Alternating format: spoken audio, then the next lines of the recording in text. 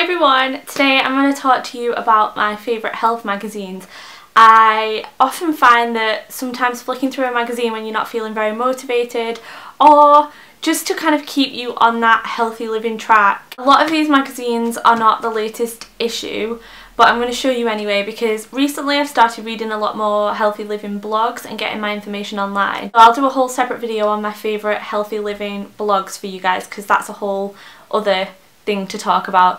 But right now I'm going to show you my favourite magazines. So like I say, these might not be the most recent issues, they're just a few that I've kept, and I just thought I would show you the kind of thing that I like to read and the magazines that I would recommend if you were living in the UK and you're interested in health and fitness. So one of these is a US magazine as well. First one, and my absolute favourite, is Women's Health. I've only recently, like this year, come out with Women's Health for the UK. The ones that I have are the US ones. I've not actually tried a copy of the British one yet. I always have a kind of celebrity or famous person on the cover, and inside they will talk about their workout tips and their kind of regime. This one's Emma Roberts, and you've got Matt Damon and Emily Blunt on this one, Olivia Wilde on this one. Personally, I like reading about celebrities and what they do to stay fit. They do choose people that look like they eat a healthy lifestyle and that they exercise, you know, with like more athletic figures. The one slight annoyance that I have with Women's Health, and this isn't really something that embarrasses me because I'm quite hard to embarrass me, to be quite honest with you. Like, I film vlogs in public, I'm not easily embarrassed,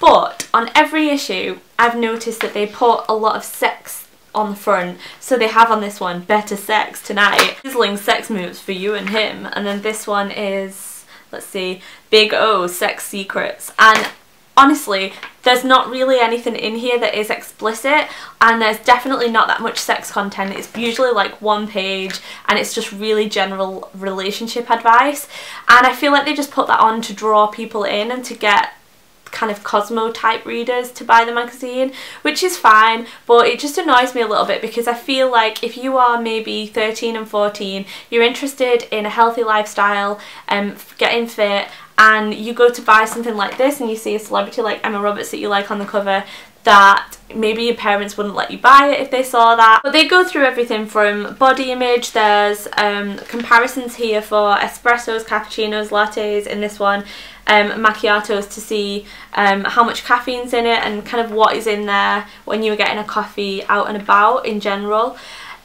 Things about detoxing, whether detoxing is good or bad. There's toning exercises in here. The only other drawback if you live in the UK is that some of the products that you might find in here, the brand names and the measurements may be done in a more American way than what you're used to, and not everything that is featured in here you can actually get in the UK, which can be a little bit frustrating. But with the new UK version, I'm sure that will be absolutely fine. I'm not sure if it's as good as the American one, but that's just something to bear in mind. Next one that I like is Women's Fitness, and I usually get this when I can't get hold of Women's Health or when Women's Health is sold out. They don't sell Women's Health everywhere. It's pretty good. It's got exercise moves again, recipes, but I just don't feel like the layout is as nice as Women's Health. I don't feel as drawn in by the articles, and I just feel like I don't know, I feel like this one has it more adverts, and it might not have more adverts in than Women's Health, but it's just more apparent, the adverts are more apparent. They do have like A-list scoop and things like that, but they don't have like the celebrity interviews all the time like they do with Women's Health, and they're not as in-depth. So Women's Fitness is a really good one to go for if you can't get hold of Women's Health, or if you've got Women's Health and you want a little bit of an extra read. And the last one that I recommend is Cosmo Body. Now this one is $4.99 because it only comes out, I think, either twice a year or 4 times a year. This is the first issue, and you know they do like Cosmo interiors and things like that. This is Cosmo Body, and it's a special edition. It's got Kim Kardashian on the front there looking pretty fly and airbrushed. This one's more of a ladies magazine type approach to the health, so it's like the easiest no-fail diets in the world, and it does have useful information in there. Like, it tells you about the salt content, fat and calories of, you know, things that you can get on the go. Sushi, a McDonald's salad, miso soup from chain restaurants, that kind of thing. So it is helpful to different body types and things like that, but it is a Cosmo approach to health, so there is that kind of look better naked tonight and kickstart your fat burners, and really grabby headlines that are designed to attract your attention, but the content in there is quite good. When I saw Kim Kardashian on the cover, and she is heavily airbrushed, I was kind of a little bit disappointed. I mean, I'm sure the people on Women's Health are airbrushed within an inch of their life as well,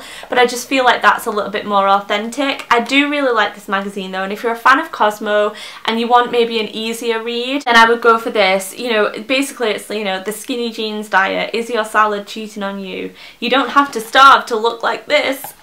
The sex moves that burn 400 calories, and then these list of things, you know, 50 tips for losing weight fast, that are basically just things that you've all heard before, like read labels, reduce cravings, ditch the alcohol. It's definitely an easier read. There is some good information in here.